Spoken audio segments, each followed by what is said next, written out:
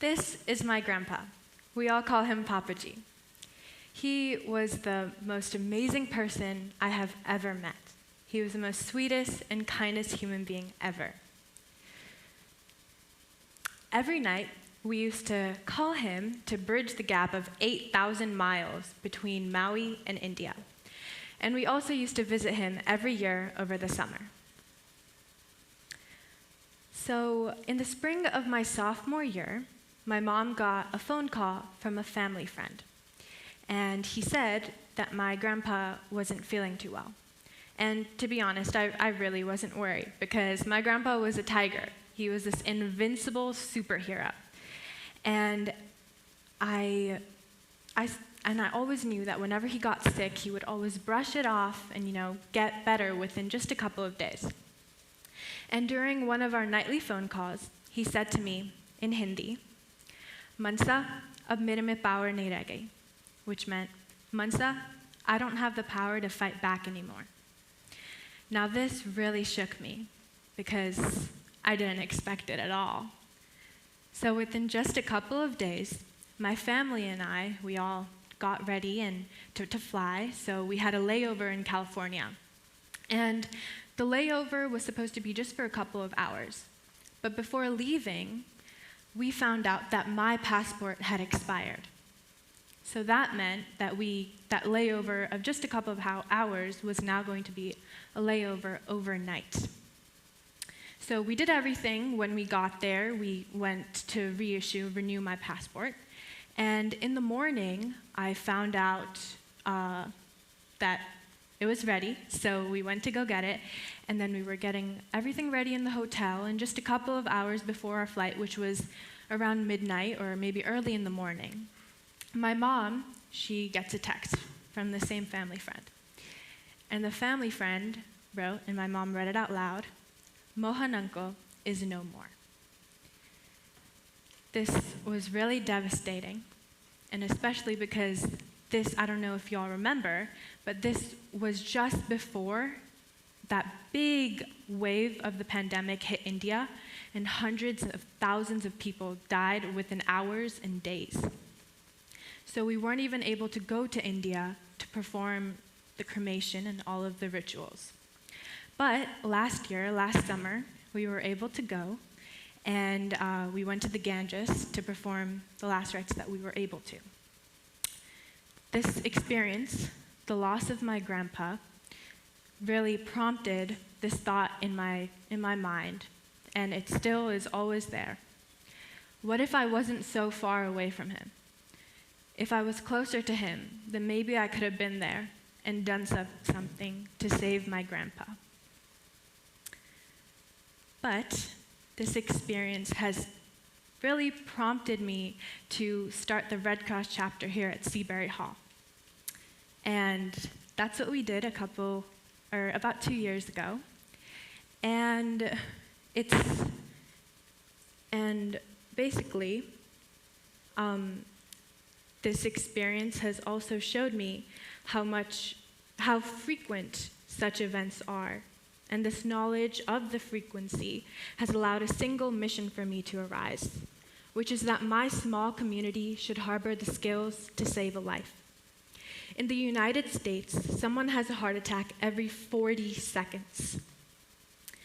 And the average arrival time for emergency services is 7 minutes, and at times can take over 30 minutes. And only after 3 minutes of suffering a cardiac arrest or a heart attack, a person begins to suffer permanent brain damage. This is why it's extremely crucial for us to be able to effectively respond to such events. So last month, in February, SeaburyHall Red Cross partnered with the Maui Red Cross to train each student from 5th to 12th grade in hands-only CPR or cardiopulmonary resuscitation. And we became the first school in Hawaii to train every single student. Thank you.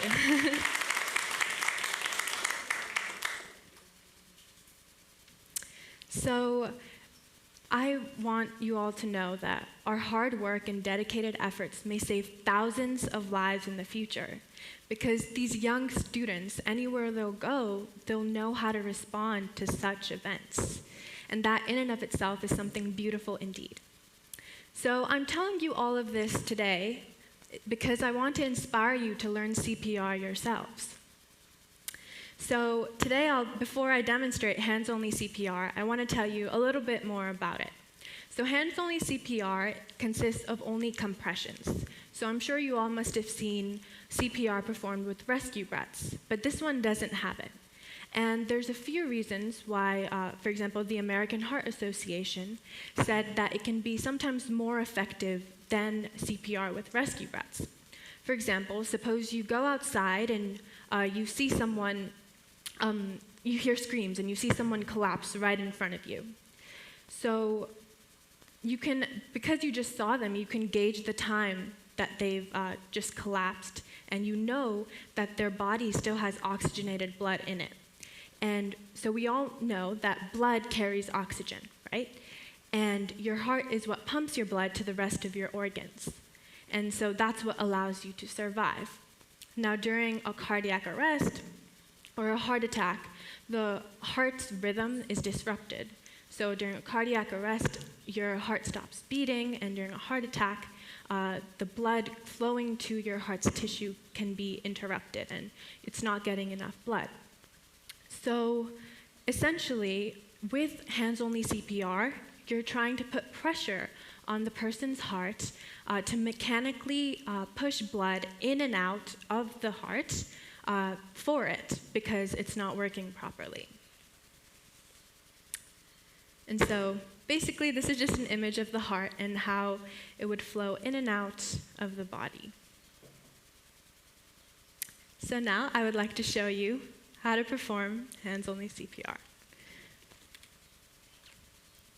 Okay, so when you come onto the scene, you want to make sure it's safe. You want to make sure it's safe for the victim, and you also want to make sure it's safe for yourself.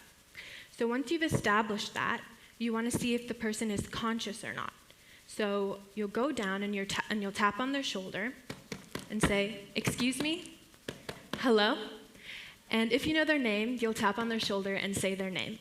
Now, when the person doesn't respond, it means they're unconscious. And now you want to establish whether they're breathing or not. So what you'll do is you'll tilt your head to the side, put your hands on their ribs, and see if there's a rise and fall in their chest. And if there's no rise and fall in the chest, that means they're not breathing. And over the years, researchers and physicians and scientists have changed up how they teach CPR. So this may be a little bit different from what you would have learned in your CPR lessons. So now if all of you would follow me, take your right hand out like this, and then take your left hand and interlace it into your right hand. Now the heel of your right hand is going to be placed on the breastbone and sternum area, so right around here. And you want to make sure that when you lean over the person, your elbows are locked, you're 90 degrees over the person, and you give really hard compressions that go about 2 inches into the person's chest. And then when you go in and you come back up, you want to make sure that the person's chest returns to its normal level, because you want to get the most effective compressions and most effective cycles. So also, when you do this, you want to go at a rate of 100 to 120 compressions per minute, which amounts to about 2 compressions per second. And so before you do this, I forgot to mention, you have to tell someone to call 911 and get an AED, or an automated external defibrillator. So then, once that arrives, you will stop compressions and use the AED. So because this is hands-only CPR and you're not performing rescue breaths, you're going to do this continuously. But if you were performing rescue breaths, then you would do 30 compressions and 2 rescue breaths. And you'd keep doing that until you get the AED. So an automated external defibrillator is basically this machine that has these 2 pads that deliver an electrical shock to the person's heart. So when you attach the pads, You attach them right under the right collarbone of the person and next to the lower left side of the chest. And between these two is your heart, right? So when you do that, when you attach it, the machine analyzes the person's heart rhythm, and it'll tell you whether it's advised to give them an electrical shock or a defibrillation. And essentially, it'll tell you shock advised, and you'll tell clear, and it'll give the shock to the person. And then it'll tell you to resume compressions and things like that until help arrives. So that is the basics of hands-only CPR. Only 8% of people who have a cardiac arrest outside of the hospital survive. Only 8% of people survive. This is why it's so important for you all to learn CPR so we can help increase this number. Every year in the United States, 240 911 calls are made. And who are they made by? They're made by friends, by family members, by bystanders. You all are that friend, that family member, and that bystander who has the power to bridge the gap between inaction and rescue. I want this speech to act as a message to health departments around the world and schools around the world to educate as many people as they can and train as many people as they can on CPR, first aid, and how to use an AED. And to all of you watching right now, I want you all to know that you don't have to be a physician to save a life, because you are the first responders. Thank you.